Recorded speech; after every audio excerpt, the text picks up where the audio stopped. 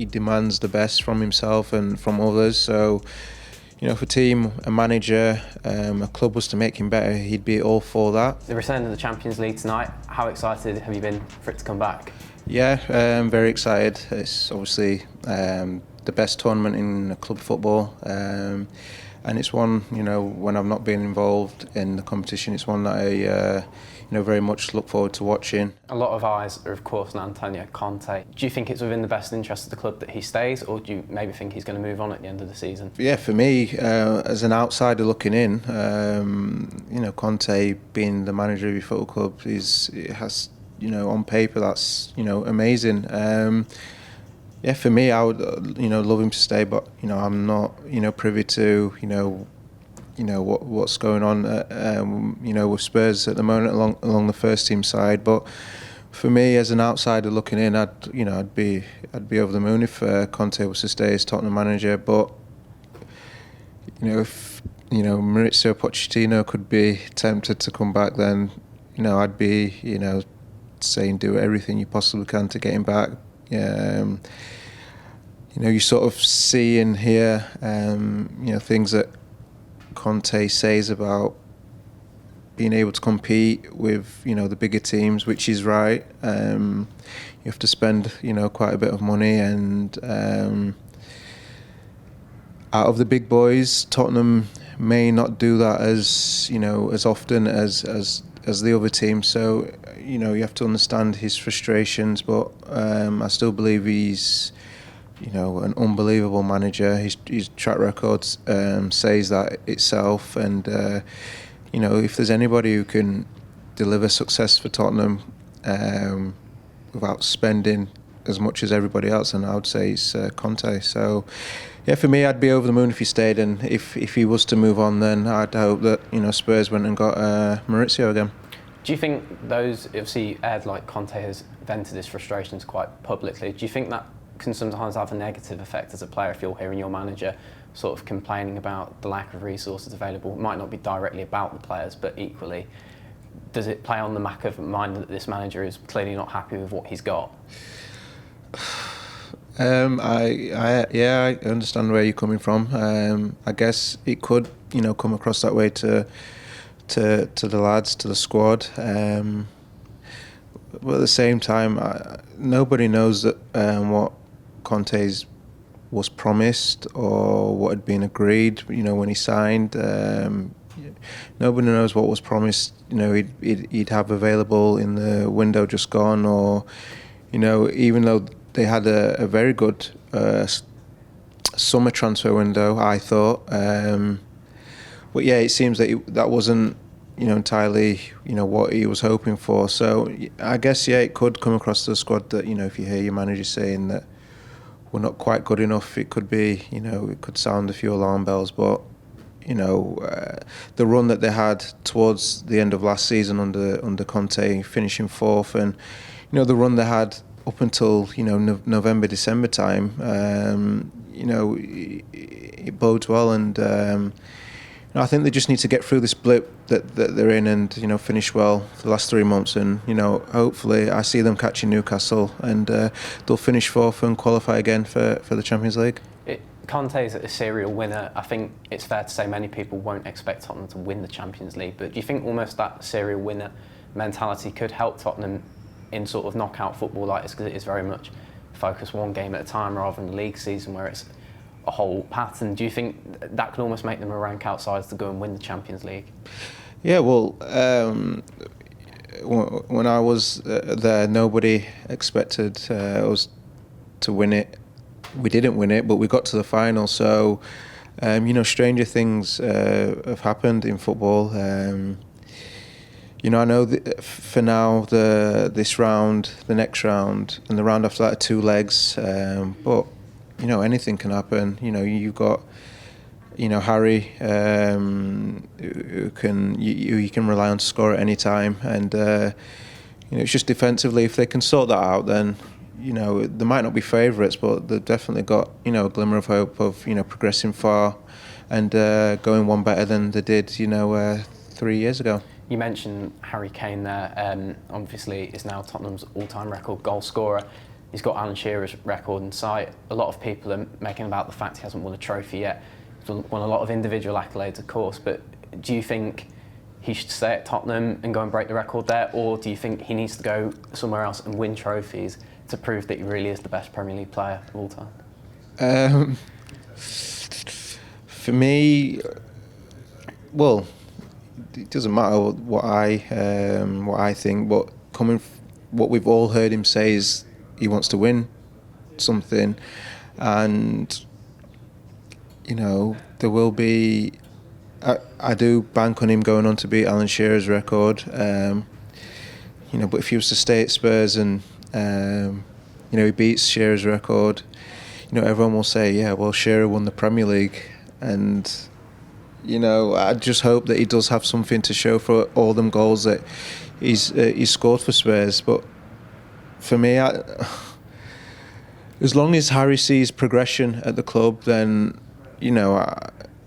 I wouldn't be surprised if he stayed. But going off how things are at the moment with the club being a bit inconsistent in the league, I wouldn't be surprised if Harry was to go. But at the minute, you look at his options. Is there a club in the Premier League in particular that you think would suit him best? Yes, it should have been City before they, obviously before they got Haaland.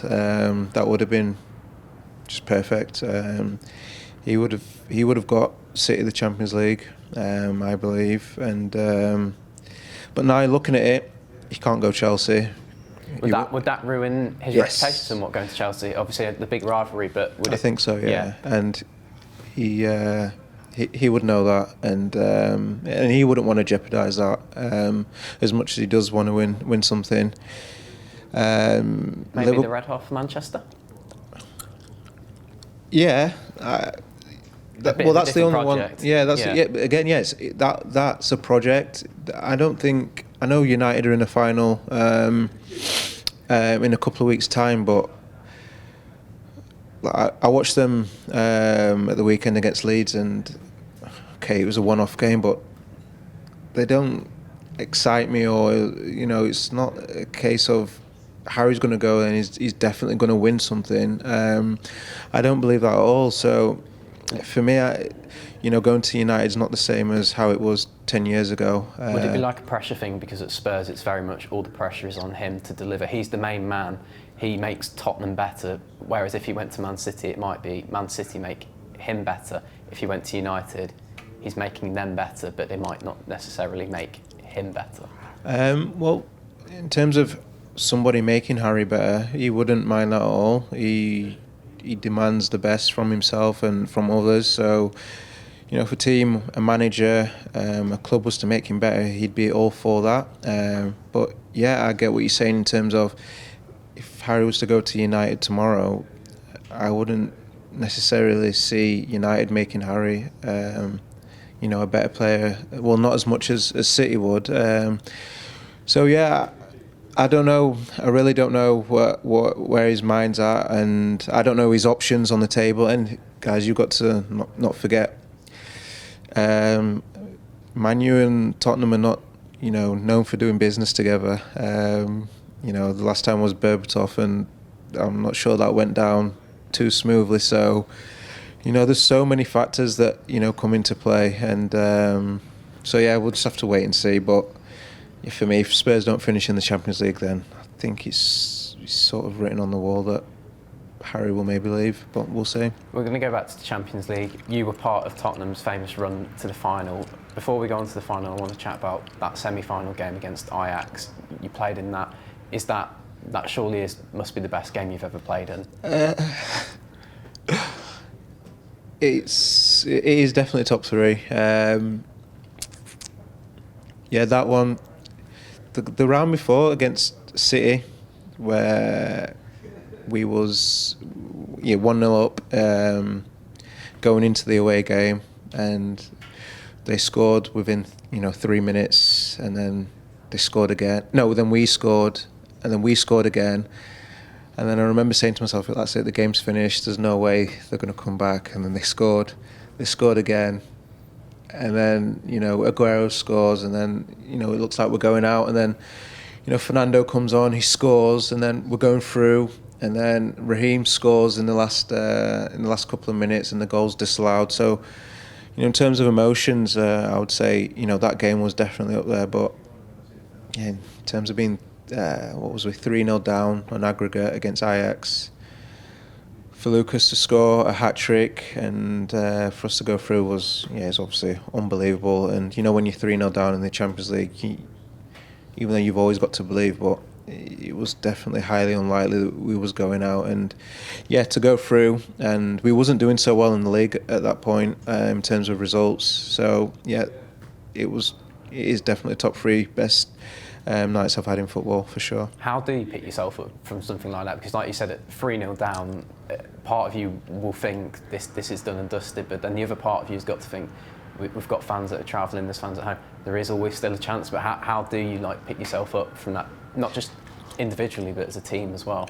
Well, we had a great half-time team talk from the manager. He was going in 3-0 down, sort of expect your manager to be throwing the kitchen sink at you, but he was super calm, and he gave us great advice, and he was so relaxed, and he just said, look, the next goal, whoever scores the next goal, the tie's wide open. And when you've got your manager delivering messages like that, and again, you don't want to turn the night into an embarrassing night going 4 or 5-0 down. So we had all the motivation we needed. It was a chance to be in the final, so it was brilliant, and it was definitely one of the best nights I've had in football. Going on to that, the final, obviously Tottenham unfortunately didn't go on to win. What's that like? It's sort of coming so far, but so close. Because obviously going into the season after, you have that sort of on your backs. Is it tough to sort of pick yourself up and ready to go again, or was it sort of after a while you could reflect on it and think that was such a good achievement to get as far as we did? I think I didn't really, immediately after the final, I don't think I had, us as players had a lot of time to digest that, because 2 days later we was meeting with England for the Nations League. So it's like the game's finished, and then you're meeting up alongside Liverpool players. So that was a constant reminder that you've just been involved in the biggest game in club football, but you've just lost the biggest game in club football. So I guess it wasn't until probably after the England camp and you're on holiday that you sort of digest everything, and you realise that you've been part of what everybody would have probably thought was impossible. You've shown as a team, as a football club, that if you keep believing that you can go on to the biggest achievement in club football. And even now 3 years on, sort of when I watch the Champions League games, I do realise now that that I was part of one of the club's biggest nights in their history, and we was close, but not close enough to creating history in terms of winning it. So I do realise now that it was a tremendous achievement. You credited Poch there a fair bit. Best manager you've worked under? Best, for sure. Best coach that I've had on the training pitch. He's top draw. He's top draw, and he gets with, I don't say minimal spending, but he will definitely improve any young players, and his attention to details top class, and for me he's the best that I've worked under. And I hope that there is sort of a pathway for him to come back to the club one day, which I think he will, and because I believe the story is not over between Spurs and Mauricio. Danny Rose, thank you very much for your time. Thank you for having me. Cheers.